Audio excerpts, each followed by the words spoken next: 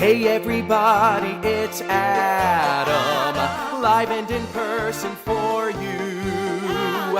Hey everybody, it's Adam, wonder who he'll interview. He'll get the dirt and the scoop and the story, for he happens to be in the know.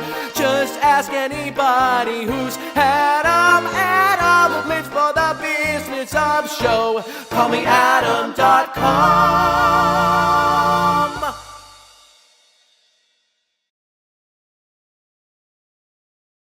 My last question is a three-parter. Since the show is about connections, commitments, and healing the human heart, how do you heal your heart when it needs some extra love? Well, I heal my heart in lots of ways. Spiritually, by the various spiritual things that I do, the readings and meditation and or religious affiliations I have. Exercise is a great way for me to heal my heart. Writing.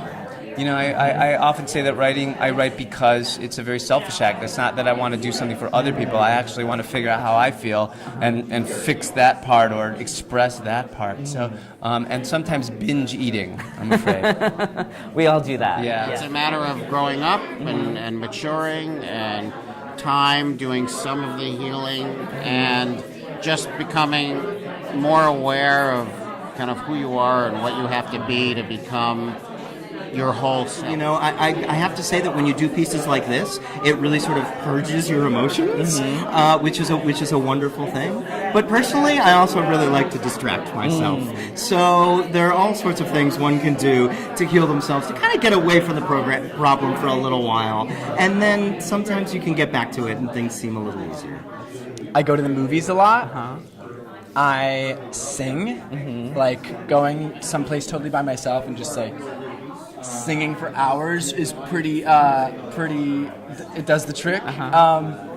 And you know, just like everybody else does, I you know, I've got my favorites on my iPhone. I've got my favorite list of people to Your call. phone of friends. Yeah, my phone of friends. That's right. Yeah, you know. Outside of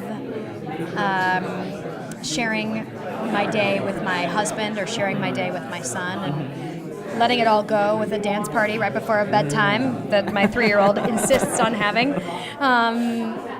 Singing songs is really a way to process the world around us. And what's one connection you feel you have made throughout your life that has gotten you to where you are today?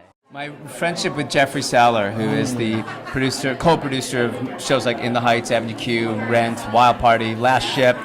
Jeffrey and I have been friends for 45 years. We were boyfriends in college.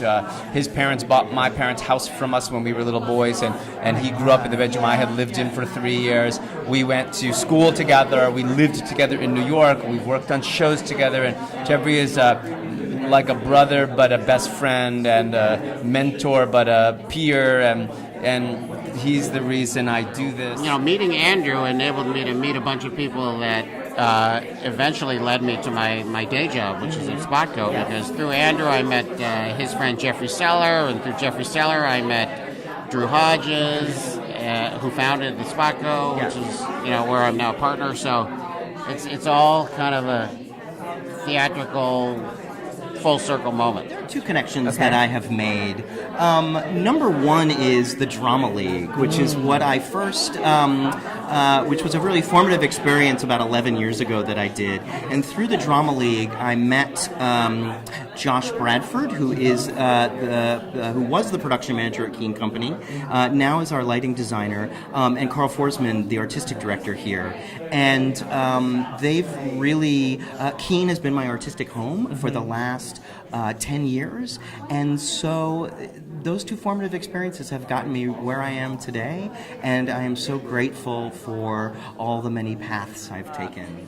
Andrew and I both went to Michigan, and at my final audition, my final callback for the show, I finished my my songs and I finished my scenes and I said thank you and they said thank you very much, and I was walking out of the room and Andrew just called out to me, "Go Blue!" Oh, that's And I awesome. said, maybe that's a good sign. That is a good sign. Turned out it was. Yes. Yeah. Yeah. My God, my parents. I have to say my parents. I'm thinking so strongly of my mother in this show because, you know, Jen, we're imagining that Jen was born in 1948. That was the same year my mother was born. I brought in a ton of family photos just to look at her clothes, look at what she was doing at the time in the 60s, in the early 70s. And so I'm drawing, you know, inspiration from what she was doing. So that connection to my mom. Oh. What's one commitment you've made that you're really glad that you went through? My commitment to being the best artist I can be, and to constantly look at my work and look at myself and keep revising, keep making myself get better. To my wife, Kathy, That's to awesome. get married. It's kind of the easy answer, but it's the truest Yes. answer.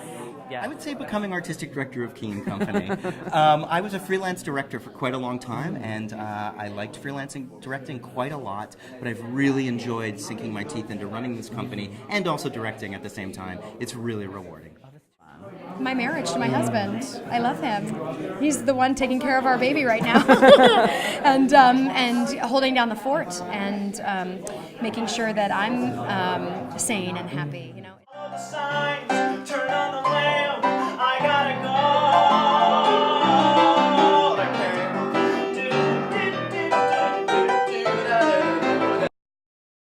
Thanks for watching. For more Call Me Adam, visit callmeadam.com or follow me on Twitter at callmeadamnyc or facebook.com/callmeadamnyc.